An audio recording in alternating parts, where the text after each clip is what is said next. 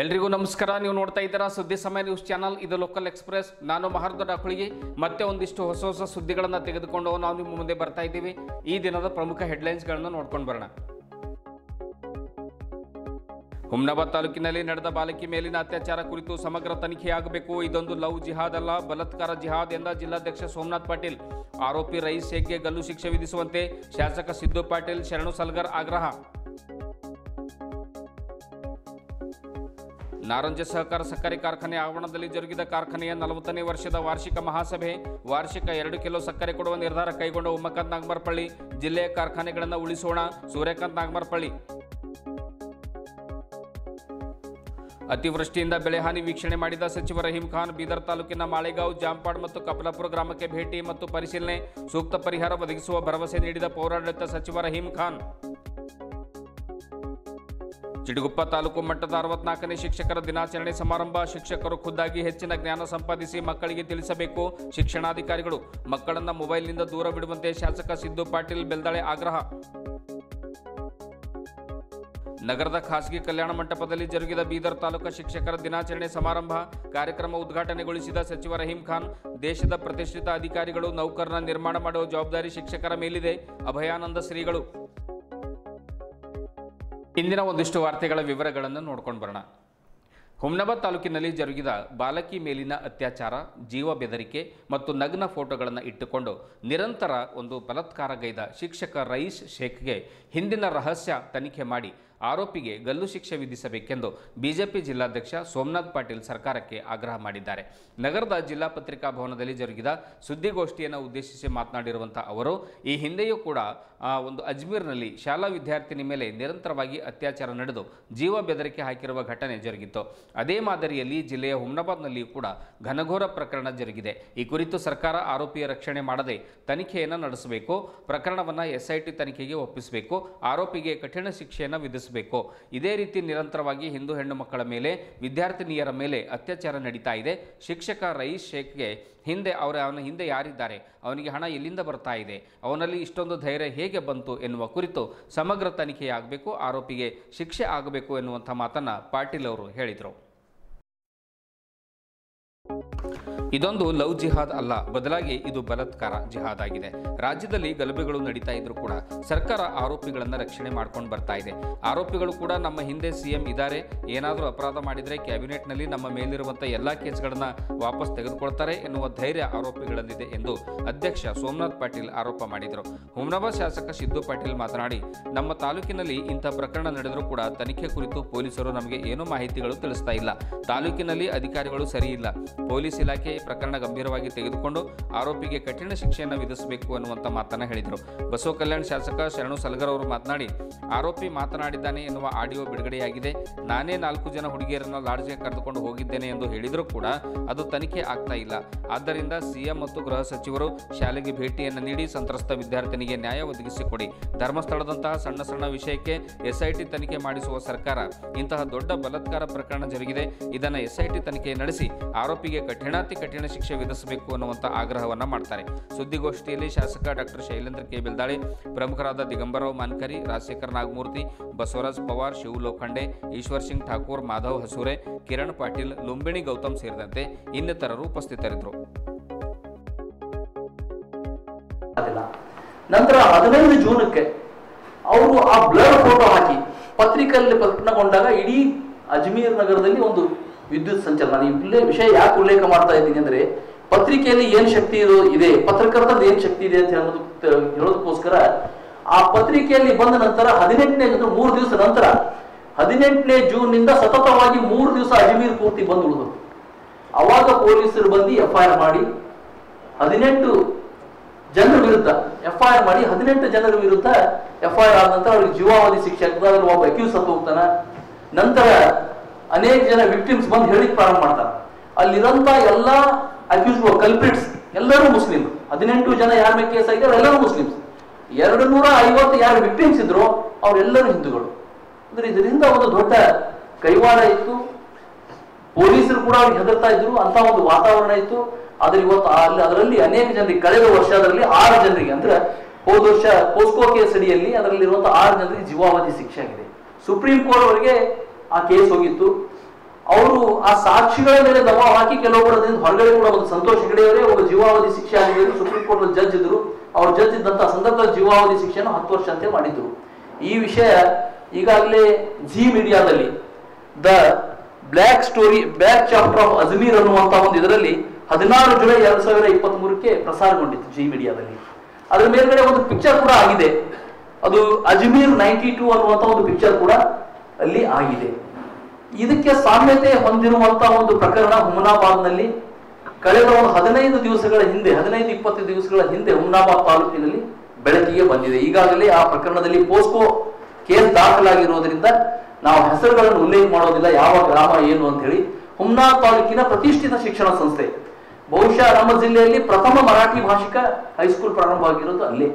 ಅಲ್ಲಿ ಅನೇಕ ಜನ ಪ್ರತಿಷ್ಠಿತರು ಶಿಕ್ಷಕರಾಗಿ ಹೋಗಿದ್ದಾರೆ. ದಯಾನಂದರಾವ್ ವಕೀಲರು, ತಾತ್ಯಾರಾವ್ ಕಾಂಬ್ಳೆ ಅವರು, ಇಂಥವರೆಲ್ಲ ಅಲ್ಲಿ ಶಿಕ್ಷಕರಾಗಿ ಕೆಲಸ ಮಾಡಿದಂಥ ಸಂಸ್ಥೆ. ಬಹಳ ಒಂದು ಒಳ್ಳೆಯ ಹೆಸರನ್ನು ಹೊಂದಿರುವಂತಹ ಸಂಸ್ಥೆ. ಸಾವಿರಾರು ಜನರಿಗೆ ಸರ್ಕಾರಿ ನೌಕರಿಗಳನ್ನು, ಖಾಸಗಿ ನೌಕರಿಗಳನ್ನು ಕೊಟ್ಟಿರುವಂತಹ ಒಂದು ಸಂಸ್ಥೆ. ಆ ಸಂಸ್ಥೆಯಲ್ಲಿ ರೈಸ್ ಶೇಖ್ ಅನ್ನುವಂತ ಒಬ್ಬ ಶಿಕ್ಷಕ, ನನಗೆ ಈ ವಿಷಯ ಗೊತ್ತಾಗಿದ್ದು ಎಷ್ಟು ದೂರ, ಅದು ಒಂದು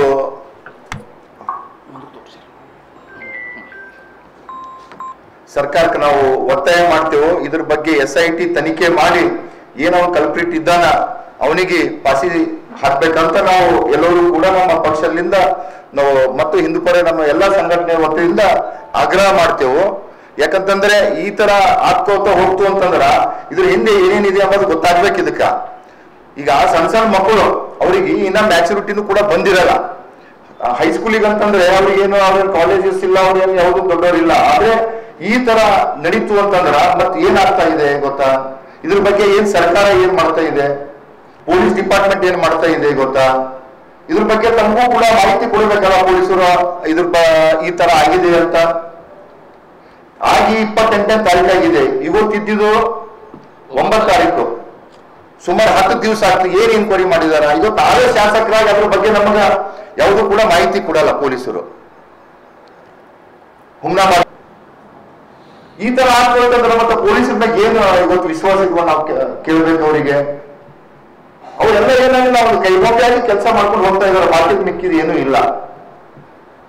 ಯಾವುದು ಕೂಡ ಸರ್ಕಾರ ಕೈಗೊಂಬೆ ಮಾಡ್ತಾ ಇದ್ದಾರೆ ಗೊತ್ತಾ? ಸರ್ಕಾರ ಏನು ಹೇಳುತ್ತೋ, ಸರ್ಕಾರದಾಗ ಇದ್ದವ್ರು ಏನ್ ಹೇಳಿದ್ರು ಅಷ್ಟೇ ಕೆಲಸ ಮಾಡಬೇಕು. ಅದು ಬಿಟ್ಟು ಯಾವುದು ಕೂಡ ಏನು ಇಲ್ಲ ಅಲ್ಲಿ.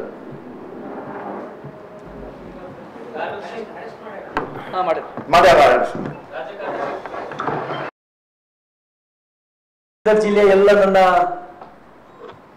ಪತ್ರಿಕಾ ಸ್ನೇಹಿತರಿಗೆ ನಮಸ್ಕಾರಗಳು. ಬೀದರ್ ಜಿಲ್ಲೆಯಲ್ಲಿ ಬಹುತೇಕ ಇಡೀ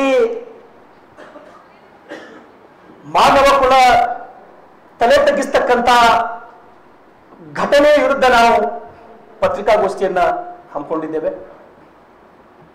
ನಮ್ಮ ಜಿಲ್ಲೆಯ ಅಧ್ಯಕ್ಷರು ಸೋಮನಾಥ್ ಪಾಟೀಲ್ ಅವರು ಅನೇಕ ದಶಕಗಳ ಹಿಂದೆ ನಡೆದಂತಹ ಅಜ್ಮೀರ್ನ ಪ್ರಕರಣವನ್ನ ಹೋಲಿಕೆ ಮಾಡಿ ಅವರ ವಿಚಾರವನ್ನ ವ್ಯಕ್ತಪಡಿಸಿದರು. ಅಲ್ಲಿ ಕೂಡ ಸುಮಾರು 200 ವಿದ್ಯಾರ್ಥಿಗಳ ಮೇಲೆ 18 ಜನ ಆರೋಪಿಗಳು. ಈ ದೇಶದ ಇತಿಹಾಸದಲ್ಲಿ ಅದೊಂದು ಬಹುದೊಡ್ಡ ಕೆಟ್ಟ ಘಟನೆ. ಅಲ್ಲಿ 200 ಜನ 18 ಜನ ಆರೋಪಿಗಳು. ಇಲ್ಲಿ ಸುಮಾರು 30ರಿಂದ 40 ಅಮಾಯಕ ವಿದ್ಯಾರ್ಥಿಗಳು. ಇಲ್ಲ ಒಬ್ಬ ರೈಸೆ. ನನಗೆ ತಿಳಿದ ಹಾಗೆ ಒಬ್ಬ ವ್ಯಕ್ತಿಯಿಂದ 30ರಿಂದ 40 ಅಮಾಯಕ ವಿದ್ಯಾರ್ಥಿಗಳ ಮೇಲೆ ಇಂಥ ಪ್ರಕರಣ, ಇದು ಅಜ್ಮೀರ್ಗಿಂತ ಏನು ಕಡಿಮೆ ಏನಲ್ಲ. ನಾನು ಮಾಧ್ಯಮದ ಮುಖಾಂತರ ಸರ್ಕಾರಕ್ಕೆ ವಿನಂತಿಯನ್ನ ಮಾಡ್ತೇನೆ, ಆಗ್ರಹವನ್ನ ಮಾಡ್ತೇನೆ. ರೈಸೇಕ್ ಅಂತಕ್ಕಂಥ ಶಿಕ್ಷಕನ ಮುಖವಾಡವನ್ನು ಹಾಕಿಕೊಂಡಂತಹ ವಿಕೃತಗಾಮಿ ನಾರಂಜ ಸಹಕಾರ ಸಕ್ಕರೆ ಕಾರ್ಖಾನೆಯ 40ನೇ ವರ್ಷದ ವಾರ್ಷಿಕ ಮಹಾಸಭೆ ಕಾರ್ಖಾನೆಯ ಆವರಣದಲ್ಲಿ ಯಶಸ್ವಿಯಾಗಿ ಜರುಗಿತು. ಈ ಕುರಿತು ಮಾತನಾಡಿರುವಂತಹ ಕಾರ್ಖಾನೆಯ ಅಧ್ಯಕ್ಷರಾದ ಉಮಾಕಾಂತ್ ನಾಗಮರಪಳ್ಳಿಯವರು, ಕಾರ್ಖಾನೆ ಇದು ನಷ್ಟದಲ್ಲಿ ಸಾಗ್ತಾ ಇದೆ. ಇದರ ಮೇಲೆ ಸುಮಾರು 700 ಕೋಟಿ ಸಾಲವಿದೆ. ಹೀಗಾಗಿ ರೈತರು ಸಹಕಾರವನ್ನು ನೀಡಬೇಕು. ಇಂಥ ಸಂದರ್ಭದಲ್ಲಿ ನಮ್ಮ ಬೆನ್ನೆಲುಬಾಗಿ ನಿಂತರೆ ಕಾರ್ಖಾನೆ ಉಳಿಸಿ ಬೆಳೆಸುವಂಥ ಕಾರ್ಯ ಖಂಡಿತ ಮಾಡ್ತೇವೆ ಎನ್ನುವಂಥ ಮಾತನ್ನು ಹೇಳಿದರು. ವಾರ್ಷಿಕ ಡಿಸೆಂಬರ್ ಒಳಗಾಗಿ 2 ಕಿಲೋ ಸಕ್ಕರೆಯನ್ನು ರೈತರಿಗೆ ಕೊಡುತ್ತೇವೆ. ಸಮಯಕ್ಕೆ ಸರಿಯಾಗಿ ಕಬ್ಬು ರೈತರಿಂದ ತೆಗೆದುಕೊಳ್ಳುತ್ತೇವೆ. ಕಬ್ಬು ಕಟಾವಿಗೆ ಗ್ಯಾಂಗ್ಗಳನ್ನು ಸರಿಯಾದ ಸಮಯಕ್ಕೆ ಕಳುಹಿಸುವ ಕೆಲಸವನ್ನು ನಾವು ಮಾಡ್ತೇವೆ. ಕಷ್ಟದಲ್ಲಿರುವಂಥ ರೈತರಿಗೆ ಮುಂಗಡವಾಗಿ ಒಂದು ಹಣವನ್ನು ಪಾವತಿಸುವಂಥ ಕುರಿತು ಸಭೆಯಲ್ಲಿ ಚರ್ಚಿಸಿ ನಿರ್ಧಾರವನ್ನು ಕೈಗೊಳ್ಳುತ್ತೇವೆ. ಒಟ್ಟಾರೆಯಾಗಿ ಯಾವುದೇ ಕಾರಣಕ್ಕೂ ಕೂಡ ಕಾರ್ಖಾನೆ ಮುಚ್ಚಲು ಬಿಡುವುದಿಲ್ಲ, ರೈತರ ಕೈ ಬಿಡುವುದಿಲ್ಲ. ಗುರುಪಾದಪ್ಪ ನಾಗಮರಪಳ್ಳಿಯವರು ಏನು ಯಾವ ಆಶಾಭಾವನೆಯನ್ನು ಇಟ್ಟುಕೊಂಡು, ಯಾವ ಮಹತ್ವಾಕಾಂಕ್ಷೆಯನ್ನು ಇಟ್ಟುಕೊಂಡು ಈ ಕಾರ್ಖಾನೆಯನ್ನು ಮುನ್ನಡೆಸಿಕೊಂಡು ಹೋಗ್ತಾ ಇದ್ರೋ, ಅದೇ ಒಂದು ಮಹತ್ವಾಕಾಂಕ್ಷೆಯಲ್ಲಿ ನಾವು ಕೂಡ ಮುನ್ನಡೆಸಿಕೊಂಡು ಹೋಗ್ತೇವೆ ಎನ್ನುವಂಥ ಭರವಸೆಯನ್ನು ಉಮಾಕಾಂತ್ ನಾಗಮರಪಳ್ಳಿಯವರು ರೈತರಿಗೆ ನೀಡಿದರು. ರೈತರು ಹಲವು ಸಮಸ್ಯೆಗಳನ್ನು ನಮ್ಮ ಮುಂದೆ ಇಟ್ಟಿದ್ದಾರೆ. ಮುಂದೆ ಸೂರ್ಯಕಾಂತ್ ನಾಗಮರಪಳ್ಳಿಯವರು ಕಾರ್ಖಾನೆಯ ಅಧ್ಯಕ್ಷರಾಗಬೇಕು, ನಾವು ನಿಮ್ಮ ಬೆನ್ನಿಗೆ ನಿಲ್ಲುತ್ತೇವೆ ಎಂದು ಹೇಳಿದ್ದಾರೆ. ಈ ಕುರಿತು ಎಲ್ಲ ಆಡಳಿತ ಮಂಡಳಿಯವರ ಜೊತೆಗೆ ಚರ್ಚಿಸಿ ನಿರ್ಧಾರ ಕೈಗೊಳ್ಳಲಾಗುವುದು. ಜೊತೆಗೆ ಕಷ್ಟದಲ್ಲಿಯೂ ಸಹ ನನ್ನ ಸಹೋದರ ಸೂರ್ಯಕಾಂತ್ ನಾಗಮರಪಳ್ಳಿ ನಮ್ಮ ಬೆನ್ನಿಗೆ ನಿಂತಿದ್ದು, ರೈತರು ನಮಗೆ ಧೈರ್ಯ ತುಂಬಿದ್ದು ನನಗೆ ಆನೆ ಬಲ ಬಂದಂತಾಗಿದೆ ಎಂದು ಕೆಲ ಕ್ಷಣ ಭಾವುಕರಾಗಿ ಕಣ್ಣೀರು ತೆಗೆದ ಉಮಾಕಾಂತ್ ನಾಗಮರಪಳ್ಳಿಯವರು ರೈತರ ಪರ ನಿಲ್ಲುತ್ತೇನೆ ಎಂದು ಹೇಳಿದರು. ಮುಖಂಡರಾದ ಸೂರ್ಯಕಾಂತ್ ನಾಗಮರಪಳ್ಳಿ ಮಾತನಾಡಿ, ಜಿಲ್ಲೆಯಲ್ಲಿ ಉದ್ದು, ಹೆಸರು, ತೊಗರಿ, ಸೋಯಾ ಸೇರಿದಂತೆ ಹಲವು ಬೆಳೆಗಳು ಮಳೆಯಿಂದ ಹಾನಿಯಾಗಿವೆ. ಈಗ ಉಳಿದಿರುವುದು ಕಬ್ಬು ಮಾತ್ರ. ಈ ಕಬ್ಬು ರೈತರಿಗೆ ಲಾಭ ತಂದುಕೊಡುವ ಏಕೈಕ ಬೆಳೆಯಾಗಿದೆ. ಅದನ್ನು ನಾವು ಸಮರ್ಪಕವಾಗಿ ಪಡೆದುಕೊಂಡು ಸಮಯಕ್ಕೆ ಸರಿಯಾಗಿ ಕಟಾವು ಮಾಡಿಸಿ ರೈತರಿಗೆ ಸಮಯಕ್ಕೆ ಸರಿಯಾಗಿ ಕಬ್ಬಿನ ಬಿಲ್ ಪಾವತಿ ಮಾಡುವ ಪ್ರಯತ್ನ ಮಾಡ್ತೇವೆ. ಜೊತೆಗೆ ಕೇವಲ ನಾರಂಜ ಕಾರ್ಖಾನೆ ಮಾತ್ರವಲ್ಲ, ಜಿಲ್ಲೆಯ ಎಲ್ಲ ಕಾರ್ಖಾನೆಗಳು ಉಳಿಬೇಕು, ಬೆಳಿಬೇಕು, ರೈತರಿಗೆ ಉಳಿಸಬೇಕು ಎನ್ನುವಂಥದ್ದು ನನ್ನ ಸದಾಶಯವಾಗಿದೆ. ಸರ್ಕಾರದ ಜೊತೆ ಮಾತನಾಡಿ ಒಂದು ಕಾರ್ಖಾನೆಗಳನ್ನು ಉಳಿಸುವ ಪ್ರಯತ್ನ ಮಾಡ್ತೇನೆ. ನಿಮ್ಮೆಲ್ಲರ ಆಶೀರ್ವಾದ ಇರಲಿ ಎನ್ನುವಂಥ ಮಾತನ್ನು ಹೇಳಿದರು. ಇದೇ ವೇಳೆ ನಾರಂಜ ಸಹಕಾರ ಸಕ್ಕರೆ ಕಾರ್ಖಾನೆ ಆಡಳಿತ ಮಂಡಳಿ ಸದಸ್ಯರು, ಸರ್ವ ಸದಸ್ಯರು, ಷೇರುದಾರರು ಮತ್ತು ರೈತರು ಉಪಸ್ಥಿತರಿದ್ದರು. ತಮ್ಮ ಸಲಹೆಗಳನ್ನು ಕೂಡ ನೀಡಿದರು. ಗೌರವಿತ ಸದಸ್ಯರಿಗೆ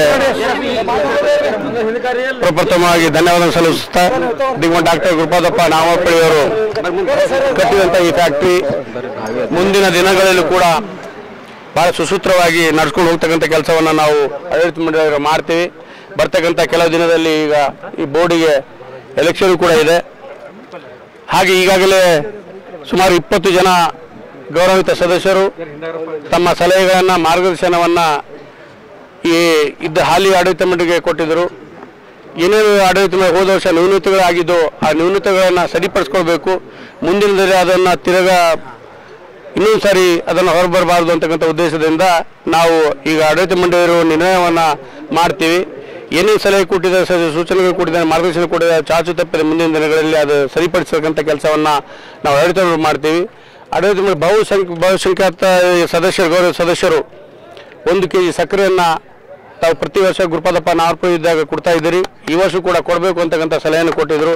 ಈ ಸಹಕಾರ ಸಕ್ಕರೆ ಕಾರ್ಖಾನೆ ಈಗಾಗಲೇ ಇವತ್ತು ಬಹಳ ಮಾರ್ಮಿಕ ಸಲಹೆ ಸೂಚನೆಗಳು ಬಹಳ ಸುಮಾರು 11:30ರಿಂದ 2:30 ಗಂಟೆವರೆಗೆ ಇವತ್ತು ರೈತರ ಸದಸ್ಯರು, ಗೌರವಿತ ಬಾಂಧವರು ಕೂಡ ಕುಂತು ಇವತ್ತು ಸಲಹೆ ಮಾರ್ಗದರ್ಶನ ಹೇಳಿದ್ರು ಕೂಡ ಅದಕ್ಕೆ ನಾವು ಚಾಚದ ಮುಂದಿನ ದಿನದಲ್ಲಿ ಅದು ಸರಿಪಡಿಸ್ತೇವೆ ಅಂತಕ್ಕಂಥ ಮಾತನ್ನು ಈ ಸಂದರ್ಭದಲ್ಲಿ ಕೆಲವು ಫೀಲ್ಡ್ಗಳಿಗೆ ನಮ್ಮ ಬುಕ್ಗಳು ಹೋಗಿಲ್ಲ ಅಂತ ಹೇಳಿದ್ರು. ಬಟ್ 99.8%, 95% ಮೇಲೆ ನಾವು ಬುಕ್ಗಳನ್ನು ಸರಬರಾಜು ಮಾಡಿದ್ದೀವಿ. ಕೆಲವು ಬುಕ್ ಮುಟ್ಟಿಲ್ಲ, ಅದನ್ನು ವಿಷಾದವನ್ನು ವ್ಯಕ್ತಪಡಿಸ್ತೀನಿ.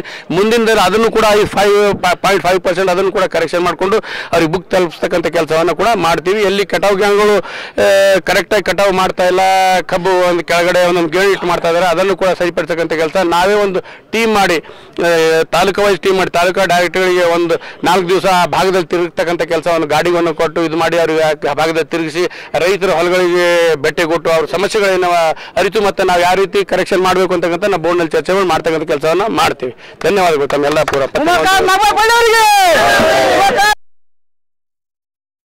ಕಾರ್ಖಾನೆಯ ಇವತ್ತು AGM ಇತ್ತು. ಇವತ್ತು ಆನ್ಯುವಲ್ ಜನರಲ್ ಬಾಡಿ ಮೀಟಿಂಗಲ್ಲಿ ಒಳ್ಳೆ ನಿರ್ಧಾರಗಳನ್ನು ತಗೊಂಡಿದ್ದಾರೆ. ಆಡಳಿತ ಮಂಡಳಿ ಮತ್ತು ರೈತ ಸಂಘ ಮತ್ತು ಶೇರ್ ಹೋಲ್ಡರ್ಸ್ ಕೂಡ ಸಾಕಷ್ಟು ಸಲಹೆಗಳು ಕೊಟ್ಟಿದ್ದಾರೆ. ಭಾಳ ಒತ್ತಡವನ್ನು ತಂದಿದ್ದಾರೆ. ಸುಮಾರು 23,500 24,000 ಶೇರ್ ಹೋಲ್ಡರ್ಸ್ ಇದ್ದಾರೆ. ಅವ್ರದ್ದೆಲ್ಲರದ್ದು ಒತ್ತಡ ಇದೆ. OTS ಮಾಡಬೇಕು, ಫ್ಯಾಕ್ಟ್ರಿ ಉಳಿಸ್ಬೇಕು, ಸಂಸ್ಥೆಗಳು ನಡಿಬೇಕು, ರೈತರ ಮನೆತನ ನಡಿಬೇಕು. ಇದು ಜೀವನಾಡಿ ಆಗಿದೆ. ಯಾಕಂದರೆ ತಮಗೂ ಗೊತ್ತಿದೆ, ಜಿಲ್ಲೆಯಲ್ಲಿ ಈಗಾಗಲೇ ಮೊನ್ನೆ ನೋಡಿ ಉದ್ದು, ಹೆಸರು, ತೊಗರಿ ಎಲ್ಲ ಹೋಗ್ಬಿಟ್ಟಿದೆ. ಇಲ್ಲ ಅಂದರೆ ನನಗಂತಂಗೆ 1.5 ಲಕ್ಷ ಹೆಕ್ಟರ್ ಹೋಗಿದೆ. ಈಗ there is only one commercial crop. ಯಾವ್ದಾರು ಕ್ರಾಪ್ ಅದ ಕಮರ್ಷಿಯಲ್ ರೊಕ್ಕ ಬರ್ತಕ್ಕಂಥ ಕ್ರಾಪ್ ಆದರೆ ಅದು ಇದೆ. ಸೊ ಈಗ ಆ ಥರ OTS ಸಿಸ್ಟಮ್ ಮಾಡಿಕೊಂಡು ಮತ್ತೆ ರಿವೈವ್ ಮಾಡ್ತಕ್ಕಂಥದ್ದು ಪ್ಲಸ್ ಈಗ ರಿಫಾರ್ಮ್ ಮಾಡಬೇಕು. ಮತ್ತೆ ನಾವು ಹೇಗೆ ರಿಫಾರ್ಮ್ ಮಾಡೋದು, ಇರ್ತಕ್ಕಂಥ ಪರಿಸ್ಥಿತಿಯಿಂದ ಆಚೆ ತರ್ತಕ್ಕಂಥ ಕೆಲಸ ನಾವು ಮಾಡ್ಕೋಬೇಕು. ತೊಗೊಂಡ್ರೆ 100 ರೂಪಾಯಿಗೆ 650 ಕೋಟಿ ರೂಪಾಯಿ ಕಟ್ಟಿ ಅಂತಂದರೆ ಯಾವ ಸಂಸ್ಥೆಗೂ ಕಟ್ಟೋಕ್ಕಾಗೋದಿಲ್ಲ. ಅದ್ರ ಬದಲು ಗೌರ್ಮೆಂಟಿಂದ ಬೂಸ್ಟ್ ಕೊಟ್ಬಿಟ್ಟು ಈಗ ಆಗಲೇ ನೀವೇ ಲೆಕ್ಕ ಹಾಕಿ, ಇಷ್ಟು ದಿನ ನೀವು GST ಕಲೆಕ್ಷನ್ ಆಗಲಿ, ಗೌರ್ಮೆಂಟ್ ಟ್ಯಾಕ್ಸಸ್ ಆಗಲಿ, ಇದು ಆಗಲಿ ಗೌರ್ಮೆಂಟ್ಗೆ ಇಲ್ಲ ಅಂದ್ರೆ 300 ಕೋಟಿ ರೂಪಾಯಿಗಿಂತ ಹೆಚ್ಚು ಸರ್ಕಾರಕ್ಕೆ ವಾಪಸ್ ದುಡ್ಡು ಬಂದಿರಕ್ಕಂಥದ್ದು. ಸೊ ರಾಜ್ಯದ ಮುಖ್ಯಮಂತ್ರಿಗಳಾಗಲಿ, ರಾಜ್ಯ ಸರ್ಕಾರದವರಾಗಲಿ, ಕೇಂದ್ರ ಸರ್ಕಾರದಲ್ಲಾಗಲಿ ಎಲ್ಲ ಕೂಡಿ ಒಂದು ನಿರ್ಧಾರನ ತಗೊಂಡು ಎಲ್ಲ ಸಹಕಾರ ಸಕ್ಕರೆ ಕಾರ್ಖಾನೆಗಳನ್ನ ಮತ್ತೆ ರಿವೈವ್ ಮಾಡಿ ಉದ್ಧಾರ ಮಾಡ್ತಕ್ಕಂಥ ಕೆಲಸ ಮಾಡಬೇಕಂತ ನಾನು ಕಳ್ಕೊಳ್ಳೋ ವಿನಂತಿ. ಅತಿಯಾದ ಮಳೆಯಿಂದಾಗಿ ಬೀದರ್ ತಾಲೂಕಿನ ಜಾಂಪಾಡ್, ಮಾಳೆಗಾಂವ್ ಮತ್ತು ಕಪ್ಲಾಪುರ ಗ್ರಾಮಕ್ಕೆ ಪೌರಾಡಳಿತ ಮತ್ತು ಹಜ್ ಖಾತೆ ಸಚಿವ ರಹೀಂ ಖಾನ್ ಭೇಟಿಯನ್ನು ನೀಡಿದರು. ಏನೋ ಅತಿವೃಷ್ಟಿಯಿಂದ ಹಾನಿಗೊಳಗಾಗಿರುವಂತಹ ಬೆಳೆಗಳನ್ನು ವೀಕ್ಷಣೆಯನ್ನು ಮಾಡಿದರು, ಪರಿಶೀಲನೆ ಕೂಡ ನಡೆಸಿದರು. ಉದ್ದು, ಹೆಸರು, ತೊಗರಿ, ಸೋಯಾ ಸೇರಿದಂತೆ ವಿವಿಧ ಬೆಳೆಗಳನ್ನು ಹಾನಿಗೊಳಗಾದ ಪ್ರಯುಕ್ತ ಅವುಗಳಿಗೆ ಸೂಕ್ತ ಪರಿಹಾರವನ್ನು ಒದಗಿಸುವ ಭರವಸೆ ಕೂಡ ನೀಡಿದರು. ಕೆಲವು ಹಳ್ಳಿಗಳಲ್ಲಿ ಮುಳುಗಡೆಯಾಗಿರತಕ್ಕಂಥ ಸೇತುವೆಗಳನ್ನು ವೀಕ್ಷಣೆ ಮಾಡಿದರು, ಅದನ್ನು ನಿರ್ಮಿಸಿಕೊಡುವಂಥ ಭರವಸೆ ಕೂಡ ಕೊಟ್ಟರು. ರೈತರು ಎಕರೆಗೆ 50,000 ರೂಪಾಯಿಯನ್ನು ಪರಿಹಾರವಾಗಿ ಕೊಡಬೇಕು ಎನ್ನುವಂಥ ಡಿಮ್ಯಾಂಡನ್ನು ನಮ್ಮ ಮುಂದೆ ಇಟ್ಟಿದ್ದಾರೆ. ಕೆಲವೇ ದಿವಸಗಳಲ್ಲಿ CM ಅವರು ಪರಿಹಾರವನ್ನು ಘೋಷಣೆ ಮಾಡ್ತಾರೆ. ಅದರಂತೆ ರೈತರಿಗೆ ಸೂಕ್ತ ಪರಿಹಾರವನ್ನು ಒದಗಿಸುವ ಪ್ರಯತ್ನ ಮಾಡ್ತೇನೆ ಎನ್ನುವಂಥ ಮಾತನ್ನು ಕೂಡ ಹೇಳಿದರು. ಈಗಾಗಲೇ 50 ಕೋಟಿ ಪರಿಹಾರ ಒಂದು ನಿಧಿ ಅನುದಾನ ನಮಗೆ ಈಗಾಗಲೇ ಬಂದಿದೆ, ಅದನ್ನು ರೈತರ ಖಾತೆಗೆ ಜಮಾ ಮಾಡಲಾಗುವುದು ಎಂದು ತಿಳಿಸಿದರು. ಇದೇ ವೇಳೆ ಒಂದು ಅಧಿಕಾರಿಗಳು, ಆಮೇಲೆ ವಿವಿಧ ಇಲಾಖೆ ಅಧಿಕಾರಿಗಳು ಅವರ ಜೊತೆ ಸಾಥ್ ನೀಡಿದರು, ಬೆಳೆಗಳ ವೀಕ್ಷಣೆಯನ್ನು ಮಾಡಿದರು, ಸಮಗ್ರವಾದ ಮಾಹಿತಿಯನ್ನು ಪಡೆದುಕೊಂಡರು ಮತ್ತು ಎಷ್ಟು ಎಕರೆ ಹಾನಿಯಾಗಿದೆ, ಎಷ್ಟೊಂದು ಹೆಕ್ಟೇರ್ ಹಾನಿಯಾಗಿದೆ ಎನ್ನುವಂಥ ಕುರಿತು ಕೂಡ ಒಂದು ಮಾಹಿತಿಯನ್ನು ಪಡೆದುಕೊಂಡರು. देखिए सभी को आदाब। मैं अभी आज मालेगांव हूँ क्योंकि लास्ट टाइम मैं पूरे 40 गांवों को विजिट किया था। एक 3-4 गांव छूट गए थे, मालेगांव, कापलापुर, जांपाड़। तो वहाँ के लोग, रैत किसान, गरीब लोग सभी गांव गए। आप इधर विजिट नहीं किए बोल के थोड़ा सा कंफ्यूज थे। हालांकि मैं ये गांव का जितना भी लॉस हुआ है पूरा इनपुट कराया हूँ। AC, DC, तहसीलदार, सभी के जितने लोगों के घर गिर गए हैं, जितनों का खेती नुकसान हुआ है, लिखाया था। फिर भी लोगों में कन्फ्यूज़न क्या था, यहाँ की जनता में कन्फ्यूज़न ये था कि MLA साहब, मिनिस्टर साहब सभी गांव विजिट किए हैं, मालेगांव को, जांपाड़ को, कापलापुर को नहीं आए बोल के कन्फ्यूज़ था। तो उसके लिए मैं आज जांपाड़, मालेगांव, कपलापुर भी विजिट कर रहा हूँ। हमारे साथ रेड्डी साहब भी है, हमारे साथ माणिकराव पटेल साहब जो बहुत ही सीनियर इस गांव के, मालेगांव के एक ऐतिहासिक लीडर है हमारे पास। इस तरह से दंडीन है, सभी पूरे संपत है, यहाँ के ग्राम पंचायत अध्यक्ष मेंबर भी है और हमारे रेड्डी साहब भी है और सभी ऑफिसर्स हैं, AC हैं, तहसीलदार हैं, PWD के इंजीनियर्स है, पंचायत राज के, वाटर के है। तो मालेगांव में इम्पोर्टेंट एक काम पानी का टैंक के नीचे बहुत बड़ा सा गड़ा है, पानी ठहरे दिए हैं वो 50 करोड़ में, जहाँ पे इमरजेंसी है मैं इमीडिएट रख रहा हूँ, जिसमें 5 करोड़ रुपए मैं अलंबर में रख चुका हूँ और दूसरे 2-3 जगह रखा हूँ और ये भी पूरा सर्वे होने के बाद पैसा रखूँ। सर आप म्यूनसिपल मिनिस्टर है, जो मीटिंग हुई, मीटिंग में आप लोग को क्या लगा? जो कर्नाटक स्टेट के डिस्ट्रिक्ट है वो डिस्ट्रिक्टों में कौन सा डिस्ट्रिक्ट ऐसा है जो पानी से ज़्यादा बर्बाद हुआ है? नहीं, ऐसे बहुत से डिस्ट्रिक्ट है, बीदर है, मंगलोर, उड़पी, ऐसा बेलगाम साइड, सब जगह पूरे देश की हालत ही इस तरह से आपको पता है। कार्य ಜಿಲ್ಲಾ ಪಂಚಾಯಿತಿ ಶಾಲಾ ಶಿಕ್ಷಣ ಇಲಾಖೆ ಕ್ಷೇತ್ರ ಶಿಕ್ಷಣಾಧಿಕಾರಿಗಳ ಕಾರ್ಯಾಲಯ ಚಿಡುಗುಪ್ಪ ತಾಲೂಕು ಮಟ್ಟದ 64ನೇ ಶಿಕ್ಷಕರ ದಿನಾಚರಣೆ ಸಮಾರಂಭ ಶ್ರೀ ಸಂತ ಮಡಿವಾಳೇಶ್ವರ ಗವಿ ಕಲ್ಯಾಣ ಮಂಟಪ ಚಿಡುಗುಪ್ಪದಲ್ಲಿ ಜರುಗಿತು. ಶಿಕ್ಷಕರ ದಿನಾಚರಣೆ ನಿಮಿತ್ತ ಕಾರ್ಯಕ್ರಮಕ್ಕೆ ಆಗಮಿಸಿದ್ದ ಶಾಸಕರು ಹಾಗೂ ಶಿಕ್ಷಕರ ದಿನಾಚರಣೆ ಒಂದು ಸಮಿತಿ ಅಧ್ಯಕ್ಷರು ಡಾಕ್ಟರ್ ಸಿದ್ದು ಪಾಟೀಲರನ್ನ ಶಾಲಾ ಮಕ್ಕಳು ಸಾಂಪ್ರದಾಯಿಕವಾಗಿ ಬಹಳ ಭವ್ಯ ರೀತಿಯಲ್ಲಿ ಸ್ವಾಗತ ಮಾಡಿದರು. ನಾಡಗೀತೆಯೊಂದಿಗೆ ಕಾರ್ಯಕ್ರಮ ಆರಂಭ ಆಗುತ್ತೆ. ಸಾಂಸ್ಕೃತಿಕ ಕಾರ್ಯಕ್ರಮದಲ್ಲಿ ಭಾಗವಹಿಸಿರುವಂಥ ಶಾಲಾ ಮಕ್ಕಳನ್ನು ಶಾಸಕ ಡಾಕ್ಟರ್ ಸಿದ್ದು ಪಾಟೀಲ್ ಅವರು ಸನ್ಮಾನಿಸಿ ಬೆನ್ನನ್ನು ತಟ್ಟಿದ್ರು. ಬನಶಂಕರಿ ಶಾಲಾ ಮಕ್ಕಳಿಂದ ರೈತಗೀತೆ ನೋಡುಗರ ಒಂದು ಕಣ್ಮನ ಸೆಳೆಯಿತು.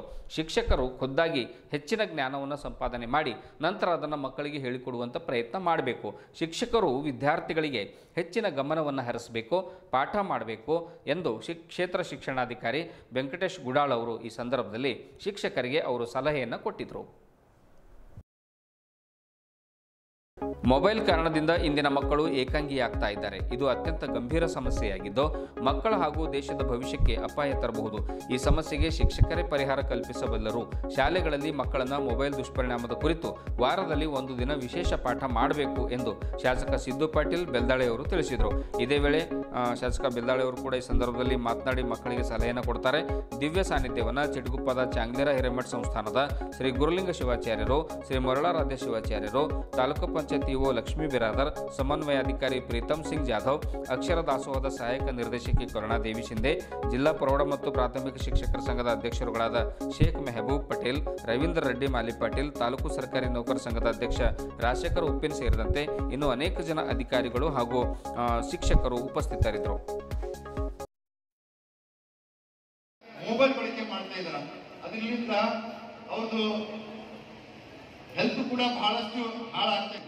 ಫಸ್ಟ್ ಆಫ್ ಆಲ್ ಅದನ್ನ ತಗೊಂಡು ನೋಡ್ರಿ, ಈಗ ನನ್ನ ಮಗಳಿಂದ ನಿಮಗೆ ಮೈಂಡ್ ಚಸ್ಮಾ ಮೈಂಡ್ ಮಕ್ಕಳಿಂದ ಏನಾಗ್ತದೆ, ಮೊಬೈಲ್ ಇಲ್ಲ, ಟಿವಿ ದಿನನಿತ್ಯದಿದೆ, ಅವ್ರಿಂದ ಏನಾಗ್ತದೆ ಮೈಂಡ್ ಅವ್ರಿಗೆ ಸಮಸ್ಯೆ ಆಗ್ತದೆ. ಮತ್ತೆ ಆ ಮೊಬೈಲ್ ಪೇರೆಂಟ್ಸ್ ನೋಡ್ರಿ ಕ್ರಿಕೆಟ್ ಮಾಡ್ಬೋದು, ಮೊಬೈಲ್ ಅಷ್ಟೇ ಸಣ್ಣದಲ್ಲಿ ಕೆಟ್ಟದ್ದು ಕೂಡ ಇತ್ತ. ಅದ್ರ ಬಗ್ಗೆ ಅದಕ್ಕಿಂತ ಶಾಲೆಗಳಲ್ಲಿ ಮಕ್ಕಳು ಇದ್ರ ಬಗ್ಗೆ ದಿನನಿತ್ಯ ಈ ಮೊಬೈಲ್ ಅದರಿಂದ ಡಿಸ್ಅಡ್ವಾಂಟೇಜಸ್ ಏನೇ ಇದೆ ನಾವು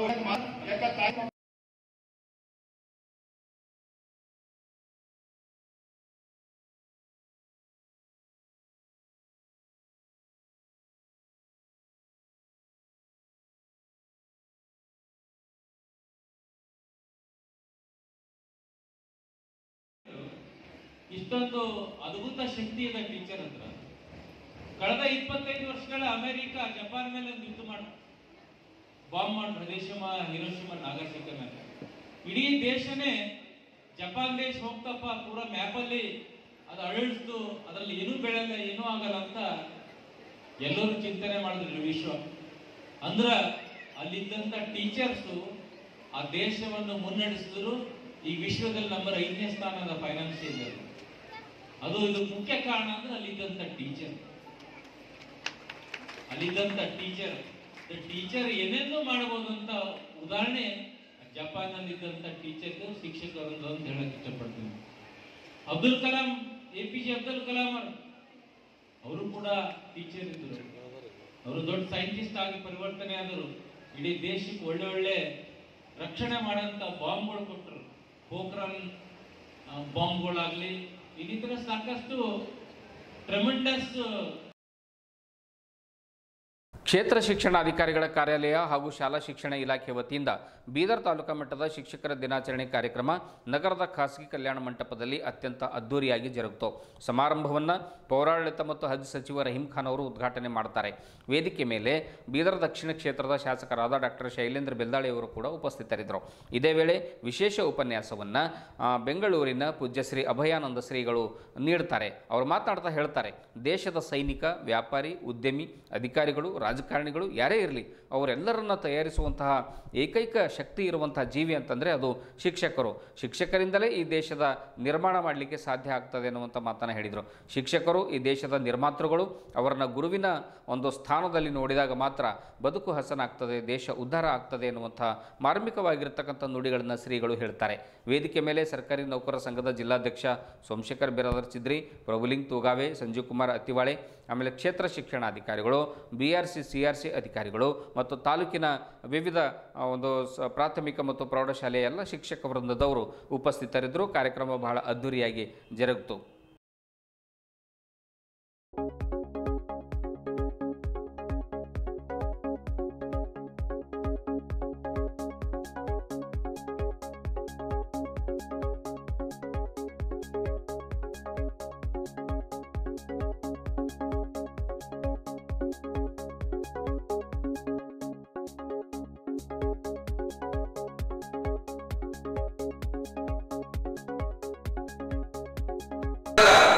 ಮುಖ್ಯ ವಿಚಾರಧಾರೆಯನ್ನ ಸಮಾಜವನ್ನ ಕಟ್ಟುವಲ್ಲಿ ಮಹತ್ತರ ಪಾತ್ರ ವಹಿಸುವಂತ ವ್ಯಕ್ತಿಗಳನ್ನ ಒಟ್ಟಾಗಿ ಸೇರಿಸಿರುವಂತ ಎಲ್ಲ ಶಿಕ್ಷಕ ರೂಪದಲ್ಲಿ ನೀವೆಲ್ಲ ಸಮಾಜದ ಕಣ್ಣು. ಸರ್ವೇಂದ್ರಿಯಾಣ ಪ್ರಧಾನಂ. ಎಲ್ಲ ಇಂದ್ರಿಯಗಳಲ್ಲಿ ಮನುಷ್ಯನಲ್ಲಿ ಕಣ್ಣು ಬಹಳ ಮುಖ್ಯ ಅಂತ. ಹಾಗೆ ತಾವೆಲ್ಲ ಶಿಕ್ಷಕರು ಸಮಾಜದ ಕಣ್ಣು ಕಣ್ಣು ಕಣ್ಣು ಗುರಿ ಮತ್ತು ನೀವೇ ಸಮಾಜವನ್ನ ಮುನ್ನಡೆಸುವಂತ ಒಂದು ಗುರುತರ ಜವಾಬ್ದಾರಿ ಇರುವಂತ ಗುರು ಶಕ್ತಿ ಅಂತವೆಲ್ಲ ಒಳಗಡೆ ವಿರಾಜಮಾನವಾಗಿದ್ದೀರಾ. ಬಹಳ ಸಂತೋಷವೆನಿಸುತ್ತೆ. ನಾನು ಬೆಂಗಳೂರಿನಿಂದ ಇವತ್ತು ಬೆಳಗ್ಗೆ ಬಂದೆ. ಬಹಳ ಪ್ರೀತಿಯಿಂದ ನನ್ನನ್ನು ಇಲ್ಲಿಗೆ ಕರೆದು ಬಹಳತ್ತೇನು ಮಾತಾಡೋದಿಲ್ಲ, ಬಹಳಷ್ಟು ಹೊತ್ತು ಮಾತನಾಡುವುದಕ್ಕೆ ಸೂಕ್ತವಾದ ವೇದಿಕೆಯಲ್ಲ. ಬಹಳ ಗಣ್ಯರು ಸೇರಿದ್ದಾರೆ. ತಾವೆಲ್ಲ ಕೂಡ ಸ್ವಲ್ಪ ಶಾಂತವಾಗಿ ಮಗುವಿನ ಮನಸ್ಸಿನಂತೆ ಶಾಂತವಾಗಿ ಸ್ತಬ್ಧವಾಗಿ ಒಂದು 16 ನಿಮಿಷಗಳ ಕಾಲ ಶಾಂತವಾಗಿ ಕೂತ್ಕೊಂಡ್ರೆ 4 ವಿಚಾರಗಳನ್ನ ತಮ್ಮ ಮುಂದೆ ಹೇಳಬೇಕು ಅನ್ಕೊಂಡಿದ್ದೀನಿ. ಹೇಳ್ಬೋದಾ? With your permission. ಆತ್ಮೀಯರೇ, ಇಡೀ ಜಗತ್ತಿನ ಹಲೋ